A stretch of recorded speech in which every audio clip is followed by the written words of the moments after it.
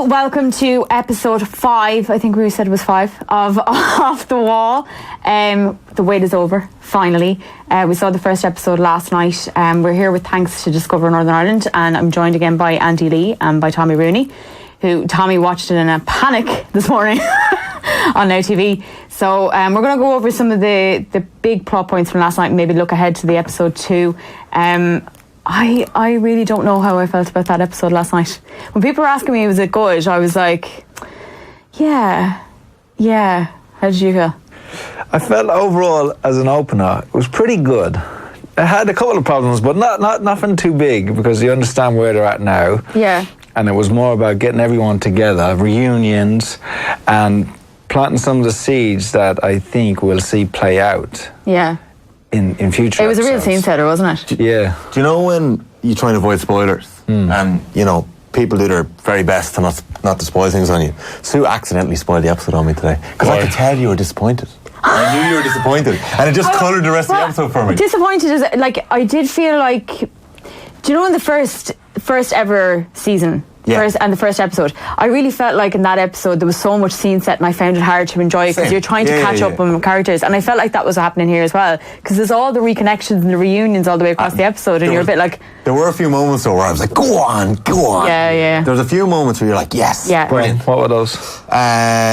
There were a few moments of Arya where you're kind of like, that's kind of nice. Yeah, it's kind of a symmetry to the first episode. Especially, I loved the opening because it's the symmetry, the first episode to her now, and it just the camera panned up. I was like, it was cool. It was really cool. Well. And then obviously there's the scene with Sam and John, and maybe the fatigue or the letdown comes from the fact that this should be a massive moment when John is learning it, but like we already know. We know already. One of the frustrating things about this show, about any show, I guess, is that there are big revelations, and neither of the characters have a real fleshed out conversation about it. So we're left to feel like these conversations are happening off screen, that they're filling in the details, like, you know, Bran straight away, you know, the Night King, there's no time for this. The Night King has your dragon. He's one of them now.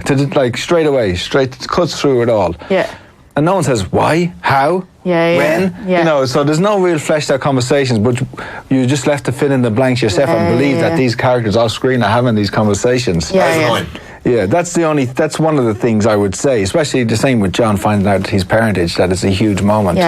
And also, like, I don't really, to a lesser extent, John riding a dragon and like what a huge moment that is and what that means. And they played it down. Yeah, that they didn't really weren't really like, oh, you can ride a dragon, you know, but it was, I know that's not really canon in the show as it would be in the books, that only certain people can ride dragons. So so I give it a pass. But other than that, I have to say there's a lot to be enthusiastic about, you know, by this episode. Like from the start you had, you know, the arrival of Dany and Jon in Winterfell coming through Winter's town, and I guess Arya is kind of like, Arya, they're kind of using Arya as a reflection, seeing her reactions to things, and we're kind of feeling the same thing. You know, when she sees Jon for the first time, she almost calls out to him, and you wanted to, because, you know, you waited so long to see them together and how close they were back in season 1, but she doesn't.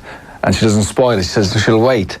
And then obviously she sees the Hound, and there's a different reaction then. She knows that there's going to be a little bit of conflict there. I'm not sure if that will get resolved, whether they'll find common ground. But that's a great little scene when they meet each other with Gendry. I didn't know what the Hound was going to say to her, and it was just exactly how you expect the Hound to when he treats her. Just how quickly he read her, you know, like he hadn't seen her in so long, and he's like, you're a cold little, you know. But he was happy enough with it. And the Gendry thing as well, I thought it was played down. Like, I didn't know if there was some kind of relationship there that they're hinting at. I think so, I think that's been there for a while.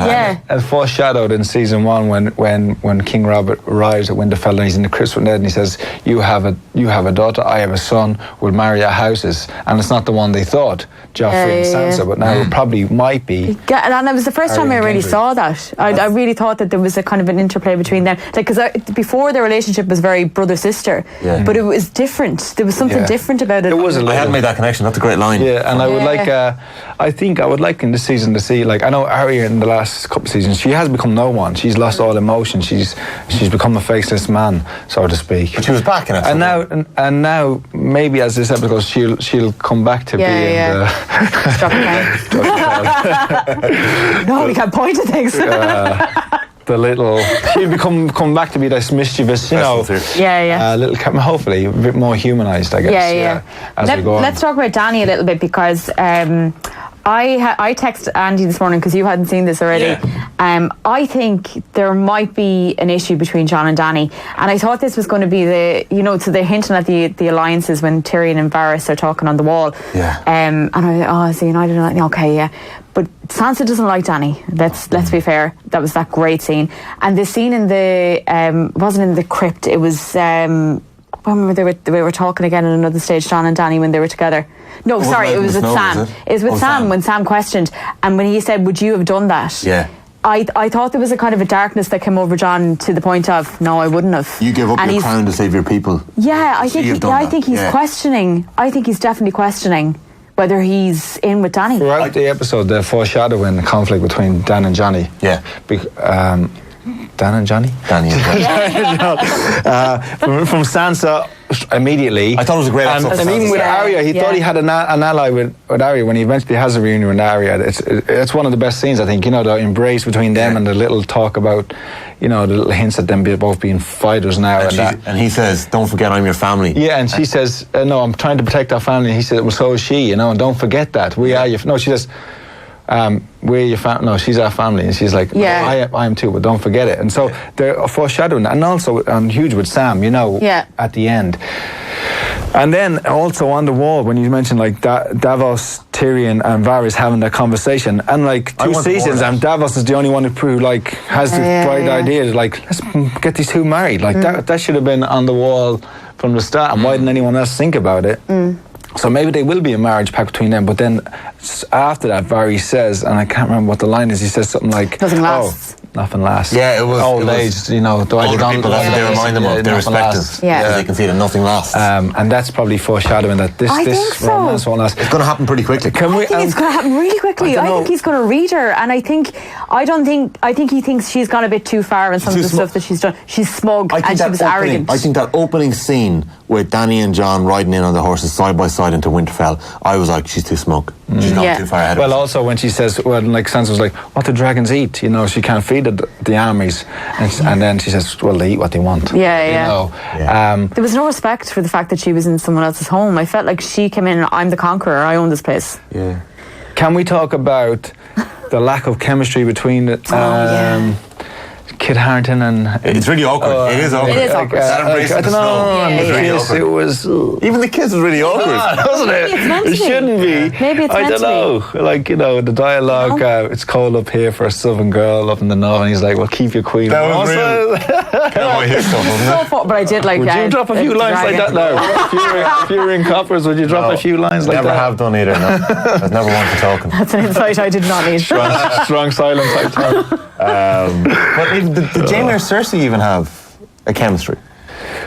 Yes. They definitely did. I think it was well, you look back, with Jon and Dany, they're at the waterfall, and it's thrown back to when Jon was there with Ygritte. Back when he was known for the wall with the Wildlands, and what chemistry they had, and just didn't play out the same with the Daenerys. I definitely don't think so. But I definitely think I thought the Sam scene was interesting as well, because Jon listens to Sam and he trusts him and he knows he's a good person, and Sam doesn't seem to like Dany. I wonder, is that going to be a... I was worried that the manner in which Sam led that conversation by prefacing it with the devastating news that he had just learned that Daenerys had torched his father and brother, that Jon was going to be thinking, are you just telling me this because you're pissed off at Dany? Yeah. But he didn't. Like, Jon took it on the chin, and he kind of accepted the fact that he was Rhaegar's son. Yeah, I don't know. I'm not liking it. Tell me, the big thing that I was noticing as well was Bronn. So we were talking before the series started that we didn't know where Bronn was. And I kind of thought, I think you thought as well that he was still with Cersei because he's going where the money is. But what do you think about him going north? Well, he won't go north now. It'll be interesting if, I don't know, will he wait for them to come? Because they said whether they survive their foray into the north. Qyburn says that to Bronn. But if they do, then we want you to do a job, handing him the crossbow that Tyrion used to kill the father, Tywin. Poetic justice was what she called it. So I'm not sure. What was it, this fucked up family? He went out of his way in season 7. He went out of his way to, he had no need to do it, to risk his life with Jaime when he charged Dany and the dragon. I think he genuinely loves Jaime and Tyrion. So I don't know. I think that might play out for Cersei in a way. And I'm not sure whether he'll use the crossbow to kill Cersei. That would be a big reveal, a big shock. I still think that's going to be. I still think it's going to be Jaime. I felt there was too much time spent with Cersei and Euron. Did you? I felt like there was too much time spent there. I was like, I don't want to see this. I don't care. I don't care what's going on in King's Landing. Do you not think there was a hint there that okay, so we know she's pregnant, but when he says to her, "I'm going to put a prince in your belly," and then she kind of smiled, I was like, is she going to play off that baby as being Euron's now, and what has she got in mind for it? Now we think there's going to be a miscarriage, but I don't know. I think she's playing a different game. I don't know if there's enough time to play that game. Like but she seems to not care about anything that's going on above the wall, or just under the wall now. Yeah, I don't know. And what did you think of the Golden Company, Harry Strickland? I guess a bit underwhelmed, wasn't it? Yeah. No elephants. There was no elephants. I was hoping to see some elephants. I was really hoping to see the elephants. She was. You were looking forward to that, weren't you? I was looking forward to seeing elephants. But I thought he was quite reserved, and we'll see if he will break the contract and eventually side with Daenerys. Jon. Once Jon is revealed as a Targaryen. Going forward, but I felt there were quite good scenes in King's Landing. I just felt there was too much time spent there. I know what did you think of Theon's rescue of Yara? It was very quick, wasn't it? It was kind of so easy. I've been rewatching for the last 3 months, and I still haven't gotten by forgiving Theon. He hasn't done his character arc for me yet, but I was cheering on Theon. Well, he's going to go. So, prediction is that he'll go north now and will die saving somebody else. He's already saved Sansa. He'll save. But he has to prove himself, doesn't he? Because he's been such a coward up to this point. Yeah, I think we have to get to a point with Theon, because I just watched back the episodes where he burns the boys instead of the Starks, and he's gone into Bolton's castle now. And I mean, there's no you're kind of getting to a point with him at that stage. You're like, I don't really mind that this is happening to you. You're an evil person. You deserve this. My parallel Game of Thrones universe is season 6, episode 2. So he's just after getting Sansa out. He's just kind of misguided, isn't he? He wants to prove himself. He kind of doesn't feel he belongs. He's not. He's a hostage with the Starks. I like that scene with Jon. There. So he goes back to the Iron Island, tries to prove himself, and just a misguided young man, and then he does something that he can never He's trying his best. Well, I thought that scene He's on the path to redemption, I think. Jon in the last season was amazing, where he said to him, I tried to make the right decisions. It just doesn't come as quickly to me as it comes to you, because he doesn't feel like he's a good man. But I think he's now trying to prove himself. Yeah, we'll see. It's not... I think he hasn't got a big part to play that. I think soon enough he'll be sacrificing himself. And Sue, we have to give you a lot of props. Oh my God. You spotted it well back at the trailer. I'm so delighted with myself. Our WhatsApp group I was is lit. watching fireplaces for a week going, is it this fireplace? It's this fireplace. It was the fireplace in the back of the trailer that I went, is that the Iron Islands? And where we all thought it was Dragonstone. Yeah. And Yara confirms it. Now, we're still not sure. It could be Dragonstone still, but Dragonstone, I don't think it featured in the title credits, did it? No. And let's talk. And also, we're jumping around here a lot. Yeah. We got to speak about the title credits. But what a spot by you. So we're projecting that Winterfell will fall. Yeah. And they will retreat to the Iron Islands. Yeah. Maybe with Theon's ships and some of the. And back to Yara. And you think Theon will be really gone at that stage? Maybe. Maybe someone has to tell Yara that her brother's dead. After she tried to save him so many times. One other thing, because we didn't talk about it with the reunions, is Jaime, when he lands in Winterfell. I felt like that was a little bit of a letdown as well. I thought there was going to be... Now, he's such a brilliant actor, and it's written all over his face. There's the guilt and the realisation and the, oh my God, this is Bran.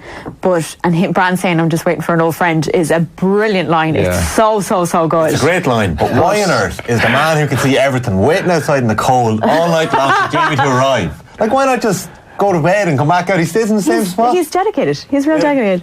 But no, I thought that was a bit of a letdown in the end. Now I'm sure it's going to flesh out. See more. We're going to see it all now. We're going to have the reaction to that. I thought it was. To be honest, I thought it was a good ending to the episode. I agree.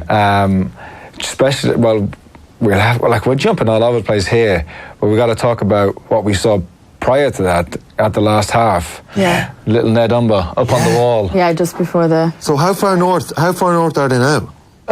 Well, they've passed the last half. So if we look at our map here... So it's just directly south of the wall, isn't it? Yeah. They've come from here. So they are somewhere... This is the last half right here on our map. This is the East Watch where they breached the wall. The White Walkers have come down. And they've taken the last half. Everyone's dead. So they're probably on their way now to Carhold or the Dreadfort.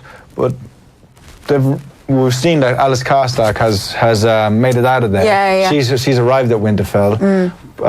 Poor little Ned Umber, rest in peace. That scene was... We didn't even... That's a great scene. That was a real horror scene. Like, but his eyes open behind him. I was like... Yeah. And then the screech. What did the Night King do? Like, he just animated him. But in the north, if you die and you're not burned now with the Night King's presence, you will reanimate anyway. Yeah. But do you reanimate like that? We've never seen anything like that before, have we? Yeah, I think so. It's like he's basically a white. He's basically a white. It just hasn't been decomposed or hasn't been turned into a skeleton. But so they've kind of got a bit of work to do now in terms of getting the characters, because we saw Beric Dondarrion, Tormund and Dolorous Edd and some of the Night's Watch there. And they're on horseback. The Night King is on foot. Yeah. So they're going to have to... They said we're going to double up on the horses and make it to Winterfell in time. And I think we've seen that in the next episode's preview, that they are there in Winterfell. So they've got some work to do to get there. A little bit disappointed in the episode that we didn't see any White Walkers or any Night King. You know, are you a little bit... No Ghost. I wonder where Ghost is. I was thinking about Ghost though, especially with the dragons. Where is Ghost? No, he I didn't feel like the White Walkers were coming. I didn't feel like they were going to arrive. Just the pace of the episode and I know. The fact there was all such scene setting and reunions and all that. I was like, they're not. I feel like they did it on purpose, because I think they're trying to draw us back into the fact that there's all of these things that are still happening, but these guys are still marching. And it was perfectly put at the end of the episode, because you're like, oh my God, how far are these guys down? Exactly. Like, because he's only gone to get those troops really early close in the episode. Yeah, it's a bit terrifying. Do we have any idea or any thoughts on what the symbol means? Because Beric says this is a message from the Night King. And this symbol of the spiral has been shown to us time and time and again. Is it like a wheel? Who knows? Remember Daenerys saying, I want to crush the wheel? When it was on fire, it did look a bit like the Targaryen sigil, which is 3 dragon heads, and it kind of spirals around. But I actually don't think it's that. Well, I think it's still back to, what does he want? The Children of the Forest. You know, I still don't know what he wants. The showrunners, Dan and Dave, they've said that in a recent interview that you should think of the Night King as just death. Yeah. That he's coming, he just represents death. That's a bit of a little cop-out to me, if you think, because we want to know more about them. You know, is it simply just... Well, he was created to destroy men, so maybe he's just fulfilling his purpose. But that's what I was thinking. Why now, after so many thousands of years? You know, why now come south? I don't know. Well, that's what I would like. We will find out as the season plays out. Okay. I don't know. Like, so where do we think he's heading then? He's gone to Winterfell. He's gone to Winterfell now. Episode 2, they're crushing. I think they arrive at the end of episode 2. I don't think we see them much until I think episode 2. I think Tormund arrives with Beric and Dolorous Edd at Winterfell. They tell the rest of them. Once, I think the first half of the episode will probably be the political stuff and the tension between characters, and then we'll get the arrival of Ed and Tormund and Beric, and then we'll have the preparation of Winterfell, and I think we'll see that in a preview as we go on here. And then I think the last shot will be the arrival of the Night King, or the horse that you've seen in the trailer. On the dragon. Tell me something we didn't really go into too much, or we kind of glossed over it, was Sansa. How do we feel about Sansa? I thought it was a great episode for Sansa. Yeah, I think she's coming on strong. I think she's looking real good now, and smart. And that line to Tyrion, you know, Cersei was the smartest person. You she has figured out. Yeah, she's really shown growth, and that all of the trials and tribulations and hard times she's had, she's learned from those experiences, and now she is looking like. I think she's going to end up as the boss. Do you think so? That was my prediction last week, but I keep changing my mind. Yeah, me too. But I just watched the episode with, although I did watch about 20 episodes in a row, where Cersei brings her under when Stannis, the Battle of Blackwater, and they're under the Red Keep, and Cersei's basically imparting all of her knowledge onto Sansa. And I was watching it, and I hadn't really thought twice about it the first time. Now it's like, this is like she's just given her the Bible of how to be a queen.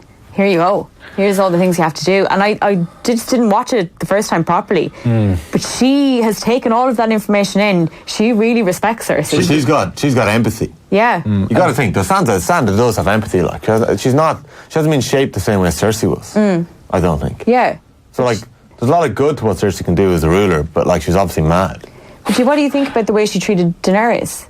I think it was wise. She's not going to welcome them with open arms, especially with the history of the Targaryens and all that's happened between the Starks and Targaryens over the years. And she's disappointed in her brother because he bent the knee, you know. And that's why they're losing all the houses. Yeah, like the Starks traditionally in the North are their own people. You know, they're descended from the first men. They've been there since the dawn of time, really, since the first men arrived in Westeros. Yeah. And they've always had their own ruler. They've always had their own king. It was only recent. No, it was only since Robert Baratheon, and since Aegon Targaryen, the original Aegon the Conqueror, and that's only maybe a few. I don't know the years exactly, but it wasn't in the history of Westeros. It's fairly recently that they've been subservient to a king. Yeah. They always had their own king. So they're strong, proud people, you know. Even the manner in which Sansa, there's that scene about 9 minutes in where Jon is saying hello to them and he goes, a queen, Daenerys Targaryen, and Sansa, the camera angle is over Daenerys' shoulder, and obviously Sansa is taller than Daenerys, but it just shows Sansa looking down on Daenerys and saying, Winterfell is yours, my queen. And it's like, she's, as you said, she's not just bending the knee there. She's kind of playing the game, letting them along. But I still feel like we're missing something. I still feel like there's a long game being played here that we haven't seen here. By who? I don't know. I feel like it still has to be, somebody is doing something behind the scenes that we're not aware of yet. I didn't get enough of Varys and Tyrion. I was just about to say, we barely saw Tyrion. Like, where was he? Where was he in this episode? Yeah. Like a couple of lines. Well, and the lines that he did make, I thought it was a little bit, I don't know, it was effective in that when he stood up and spoke for Jon in the Great Hall amongst the Northerners, when he said, without Jon we would all be dead, and we'll have Jon Snow to thank if we survived the long night.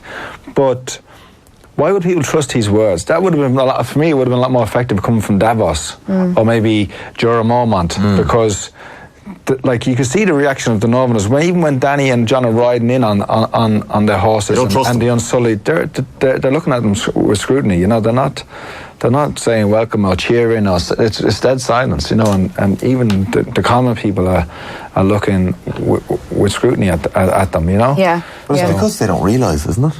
Like Jon is riding in with the biggest army they've ever seen and 2 dragons, and maybe the rest of them just aren't copping it yet how grave the situation is. Yeah. Do you think I felt I got cheated out of the Mormont thing? I was expecting it. Hasn't happened yet. It hasn't happened, Lyanna and Jorah yet. Yeah. And hopefully it will this season. This episode. I wonder. Hopefully it will. You'll just be accepted back into the house, do you think? Or? No, there'll have to be some sort of, not confrontation, but discussion at least, of why he was sent away and why he came back and what his position is now. Even though you feel like it doesn't really matter. And I think if Jorah makes it out of, this is my final prediction for Jorah, if he makes it through the season and finishes the season alive, I think he will re-establish the Night's Watch and will become the commander of the Night's Watch at Castle Black. And but what happens if they defeat the Night King?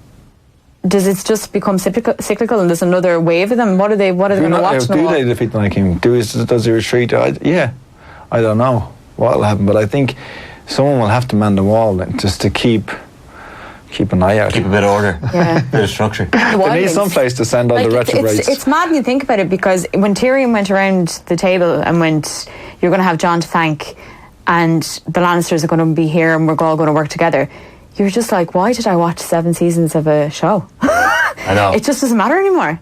And half the people understand that and half the people don't. And I really feel like the realisation of that's going to be amazing. This is it. This is the end game. Yeah. And they're just all going to have to fight together. But But I don't know. I think Cersei in the second episode is going to be one to watch. I think her miscarriage will probably happen. What's going to happen in King's Landing? You think that's going to happen in the next episode? I think there's a huge hint in the opening sequence of the show, really because obviously it shows the wall and it shows the tiles are flipping from like ground colour, from earth colours to white, and they're showing the trajectory of the White Walkers as they come down. The next shot is Winterfell, the next castle, and it goes underground and into the crypts. And to me, that's going to have a huge part to play, because we've seen Arya in the trailer running through the crypts, and I think the crypts will be the way if Winterfell does fall, that they'll make their exit, that they'll escape through the crypts, because there's, even in the books, there's all secrets about the crypts, and that there's secret tunnels, and so I think that will have a part to play. And then the next one is King's Landing, and we see we eventually see the throne room, but we see the Red Keep, and then we see the ballista, the big crossbow that was created by Qyburn to kill the dragon, and it's pointed at the head of the skull of the former dragon, Balerion the Black, which we saw up in the Game of Thrones exhibition in Belfast. We saw the actual one, and that'll have that ballista, I think, will have something to play, some part to play. Because it's been teased and teased and teased. Yeah, there's been hints. And even Bronn in this episode said, I'm the only man to shoot a dragon and try and kill a dragon, and I almost succeeded using that ballista. And then we see the throne, and that's the final part. Yeah. But I think it's a good. I like the updated sequence too, and it's short amazing. too, and it's shorter. Because before it was like 7 minutes long. You're like, come on, it's all over give me the episode. But I think it's probably going to change every episode, though, is it? Do you reckon? Well, there's only King's Landing and Winterfell included. Yeah, usually whatever locations they show. They're in, because they did show the last half as well on the way down. So I think we'll see. Tommy was leaving. We put it on tomorrow. Tommy was leaving the room, and I was like, no, you have to come in to see the time credits. It was pretty amazing. When they went into the crypts, it was pretty amazing. It's really cool. The fact that Jon learns that he's a Targaryen with Ned Stark looking over his shoulder was pretty iconic as well. The next time we meet, I'll tell you about your mother. And this is the next time Jon Snow's in the crypts with his father. Yeah. And he hears. I loved that shot as well with Lyanna in the background. Yeah. He's just like standing in front of her. He seemed to take it pretty well, though. That's what I mean. I didn't expect him to accept it. I know. It's kind of like, I think it's the point you were making earlier on, that we're being left to fill in the dots in a lot of places. Yeah. Really interesting to see how he wrestles with that now, and it's all going to play into the tension between him and Daenerys, and whether he does reveal to her that how long does he hold that secret, him and Sam and Bran. The chemistry point is very clear. There's nothing there. I think he's going to kill Dany. Do you think? That's what I said. What do you think his motivations would be? The way I look at it is, the way these families operate. If you want to be in the throne, you're going to have to get rid of everyone else that's a pretender to the throne, or that's a threat. And I think Dany might get a little bit out of control. And I think if she starts to get out, she's not going to just accept, after all of this time, especially watching back the seasons, everything that she's gone through, she's not going to just accept that Jon's the rightful heir. So doesn't Jon embody everything that his adoptive father Ned Stark was? Yeah. Isn't he the honourable man who has always tried to do the best? Yeah, but I don't think it's going to be the happy ever after Jon and Dany get married. That episode didn't suggest to me that was going to happen. Just to go back to the books, the original, this is broad in a sense. Just bear with me. Here we go. And I'm just kind of trying to formulate my thoughts. Melisandre, she's looking for Azor Ahai, the prince that was promised, the one who will defeat the Night King and end the long night.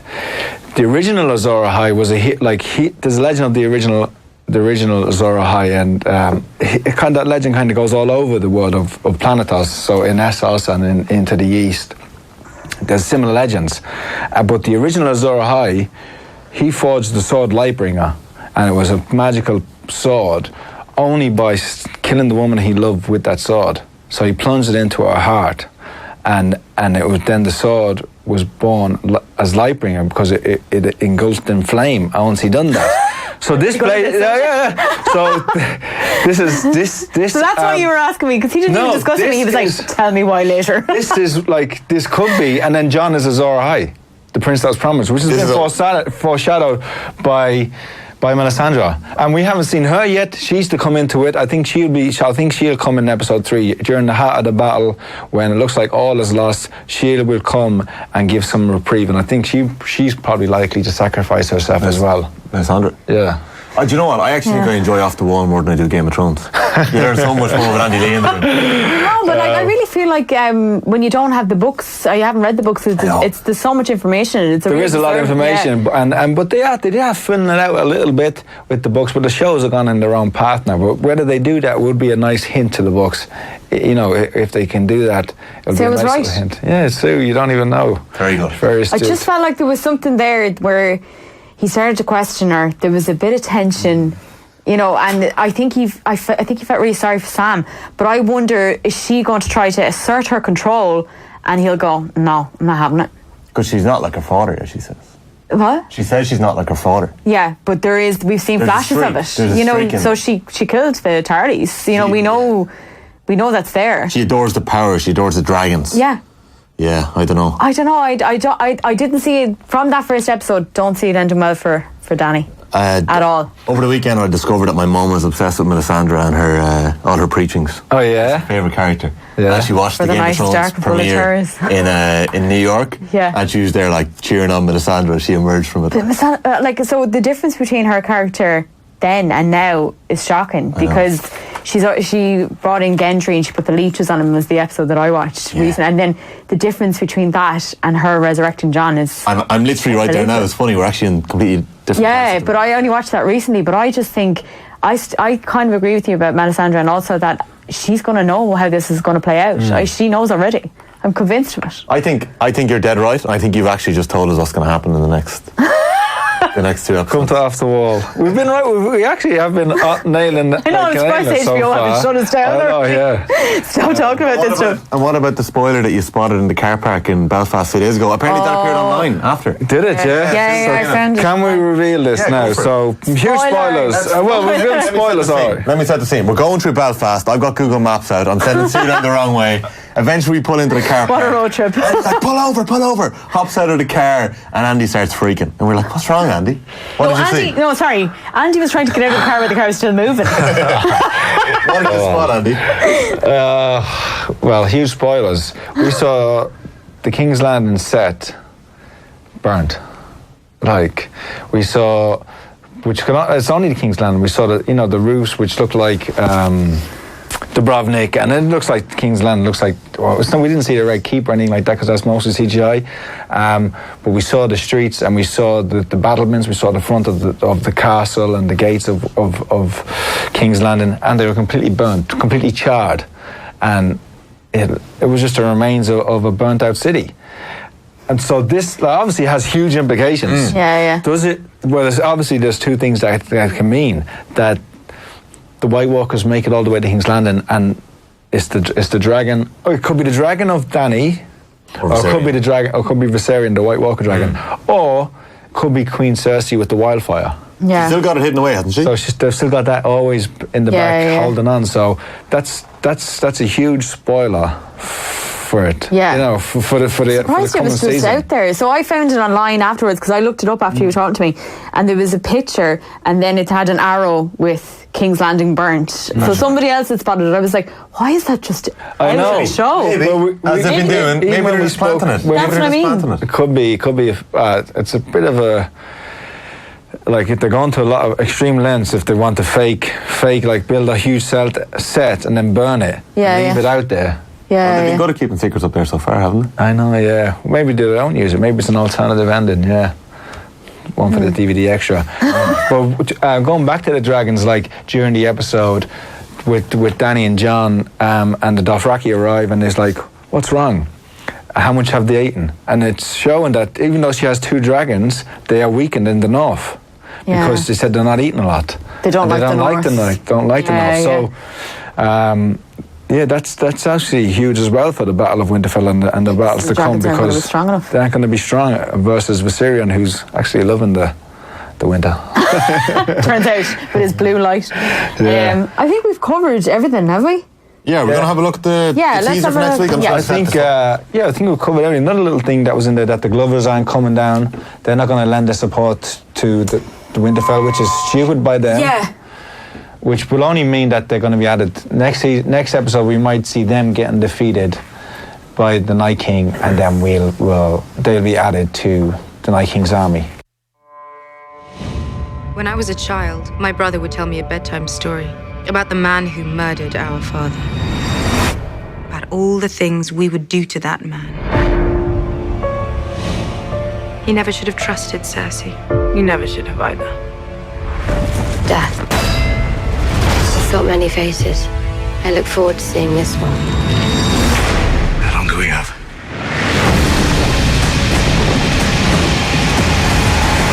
Before the sun comes up tomorrow.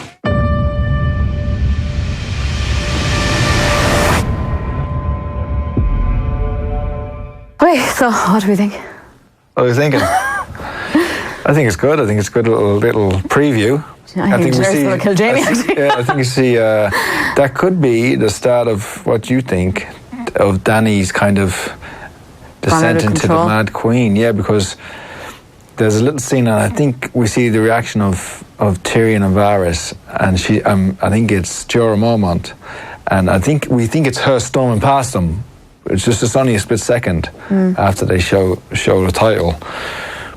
But I don't think when we see the initial part where it says, growing up, my brother would tell me stories, Dany's voice saying, her brother heard stories of the man who killed my father and what we would do when we caught him. Yeah. And then you see Jaime's shocked reaction. But I actually don't think that's to what Dany's saying. I think that maybe it's just something else that comes out during the episode. Yeah. I think they're just playing with us a little bit.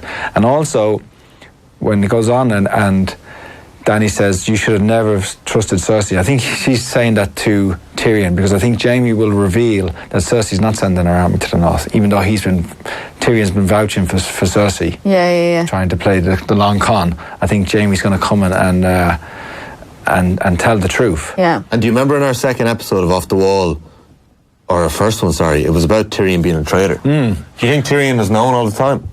I don't know. Whatever happened off screen between them, whatever deal they made in season 7, Cersei and Tyrion, I think we'll see that eventually play out. So we don't know. We're not privy to that. I think he's playing the long game.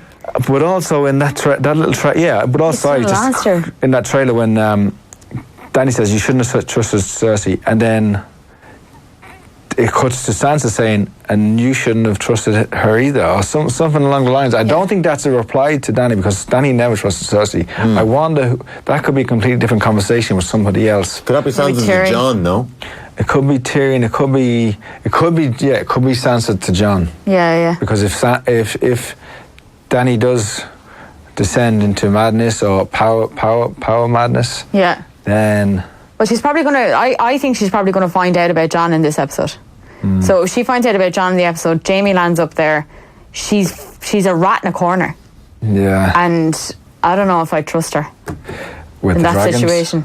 But then, all of this that we're talking about, it's all irrelevant, because we can see that the White Walkers are upon them. That they're preparing for battle. Yeah. And Arya's shooting an arrow. I think we didn't speak about Gendry, using the dragon glass to make weapons. I think that's going to be key in the battle of Winterfell. What did Arya ask him to make? Was it like a little spear? Or was it's a spear, and I think we've seen that in the first trailer when she's running in the crypt. She has that in her hand. So, but yeah, it looked interesting, didn't it? Do you think you're psyching? I think there's not going to be a battle in this one. They're probably just psyching it up to the end of it, and then the battle's in third. Yeah, I think it'll be. I think the last shot, maybe, which we saw the last shot there, is Tyrion standing on the battlements. Very like Blackwater, isn't it? And here they come. I feel like Bran's message at the start of the first episode there is kind of what the point of the 6 bloody episodes. There's no time for this. Yeah. Like, there actually is no time for it. I feel like something's going to happen in the next season. Or the next episode. I feel like something's going to blow up. We were due a death. I know that sounds mad, but like the whole way through the first episode, I was like, who's going to die? Yeah. We're definitely due someone Nobody dying. Characters died yet. Yeah. Or they're just going to have to get rid of everyone in one episode. There's a lot of people. A few Ironborn and a few Umbers. Oh, yeah, not Umbers, but... I feel like someone like Davos or someone we love. I think Grey Worm's gone. I think we said it before, but that kiss, and it was just shown there as well. I think that's his kiss goodbye. But there will be huge losses, if not in the next episode. In 3. 3, I think. Because that's one of the longest episodes, and that's being directed by Miguel Sapochnik, he did Hard Home, he did Battle of the Bastards, and that's his forte of doing the big battle sequences. Yeah. Might be super cool. Where's Brienne? She didn't make. No dialogue. She was there. She stood behind Sansa at the arrival. There was another appearance by her in the episode, but very quiet. No dialogue yet. We haven't seen her yet. Well, I presume she'll be played into the whole Jaime thing. I wonder what's going to happen here, because Jaime isn't tied to Cersei anymore. So will there be something between him and Brienne? That's what people have wanted, I guess. Yeah, are they in love with each other? Does Jaime really love her? We'll see. I don't know. I think he respects her, and I think she respects him, and I think they probably have an unbreakable bond because of everything that happened. But I don't know. She's going to vouch for Jaime when Jaime stood there in front of the council. Yeah. Tyrion will vouch for him, but then he'll betray Tyrion by telling the truth about Cersei. So. So it's building nicely, and that's like when we look back at this episode, it was a nice scene setter. Yeah, and set the tone and give us those reunions, and it just teased so much and foreshadowed so much for the episodes to come. How much did we get out of this? Like an hour on one episode. Well, you can imagine the last episode. We'll have so much to work through. Fair play for staying up last night. Oh yeah, the experience. I'm not sure if I'll do it again. I am feeling it. You were so excited though. You were so excited. I couldn't sleep, and got a couple hours kept up at 10 to 2, and downstairs on the couch watched it, all excited by myself. Couldn't sleep again. So I am feeling it today. No, but I will next week. I think I'll just wait till 7 a.m. get up, record it. Yeah, it's a bank holiday Monday next week. So. Yeah, I did early this morning. I did the last episode of season 7 last night. Fell asleep, got up. Now I've never got out of a bed like it in my life. I hopped out of bed, went running downstairs. Bacon and pancakes. Bacon and pancakes. I had the pancakes ready to go with the batter mix and everything. I was ready, But that's it. I set the alarm. I didn't set the alarm. I told myself I was going to get up at 4 o'clock, and then I gave in at 10 o'clock last night. I was like, I'm not getting up at 4 to watch it. And then my alarm went off this morning, and I was looking. I was like, brilliant, 3:30, and I got up to watch the episode. Didn't register in my brain till it was 5:20 for about 10 minutes. Damn it, I got to work now. You've got a real problem because you're going to have to watch it in here. Yeah. That's your only real option because it's just way too early. I'll call over to Andy's next week. Yeah, Andy viewing parties. Party and Andy's. Anyway, that's everything from us for this week. We'll be back next week on Bank Holiday Monday. This will be available on all the social network channels, on YouTube, on Twitter, on Facebook. Leave us comments, tell us about your theories. We're looking forward to next week. Enjoy episode 2. Thanks to Discover Northern Ireland, and thanks a million for the trip last week. We really enjoyed it. See you next week.